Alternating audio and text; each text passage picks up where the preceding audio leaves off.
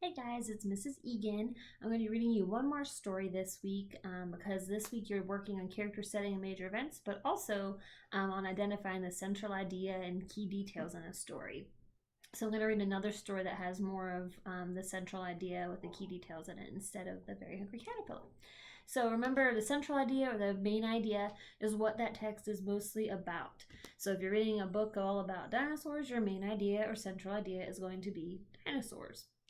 And then the key details are the parts of the story, some facts about whatever your central idea is that help support what that main idea was. So if you're reading a story about dinosaurs, you'd have to tell me some facts, some key details about them to help support that.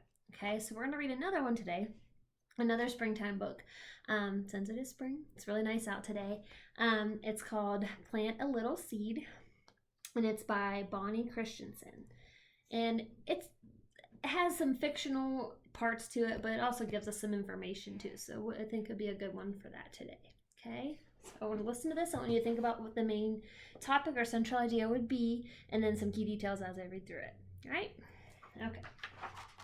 Plant a little seed.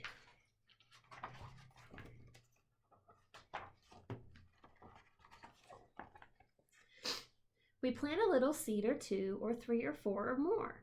Then pat the soil warm in the sun. See the kids getting ready to plant some seeds. Some of you might be doing that too. And water and wait and wait and dream and wait some more.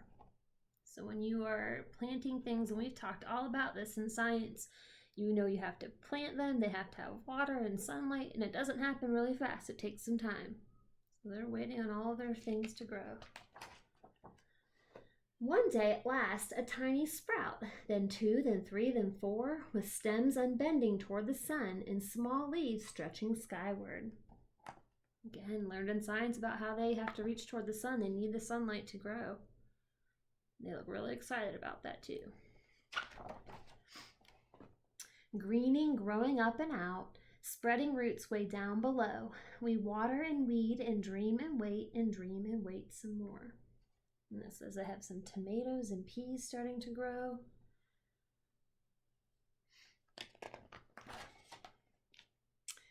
Some plants grow up, some plants grow down, and some grow slowly and some grow fast.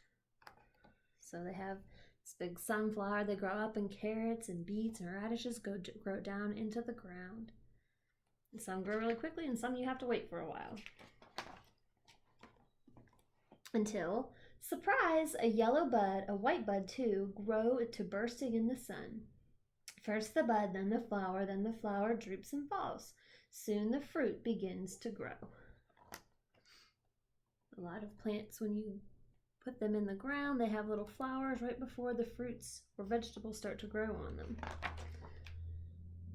Our garden sings with buzzing bees, with rustling leaves and cawing crows, with gentle rain and whirring wings.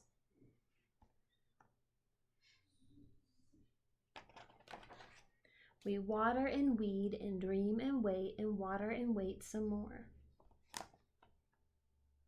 You still have to take care of them even after they've grown.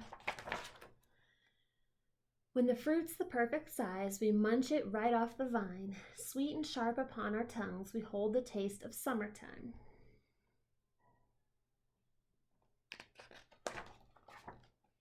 Days and weeks and months pass by. The moon grows huge and bright and gold. Crickets chirp and geese honk high, are singing harvest time.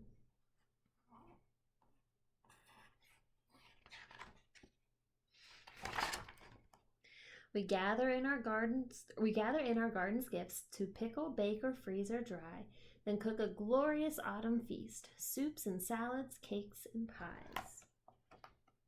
So in the fall, everything has pretty much grown and they gather it all up. We boil or bake or simmer slow. I wipe my hands and close my eyes. Inhale the garden's rhapsody. We cook and wait until it's time.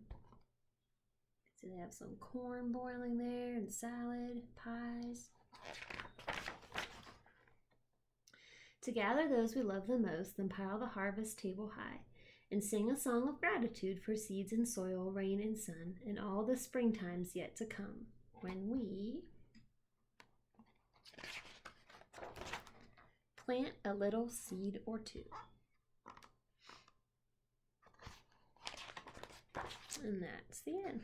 Just tells about some different things about seeds back here. So this is the time of year in the spring when we start to plant seeds, because it does take a while. So maybe you're doing that at your home right now. When we think about this story, Plant a Little Seed, I want you to think about what this story was mostly about. What was the main idea or central idea in this story? Remember, you can talk about it with your families, or you can draw a picture of what it is or write it out. And then some key details. What are some things that support what you thought the central idea of the story was? So it's called Plant a Little Seed. And what do you think are some details that could go along with that? So think about that, talk about it with your families, or write it down. And I hope you get to do some more of this in your work this week too. You have some books to read in your NTI packets and some organizers to fill out. So, all right, see you later, guys.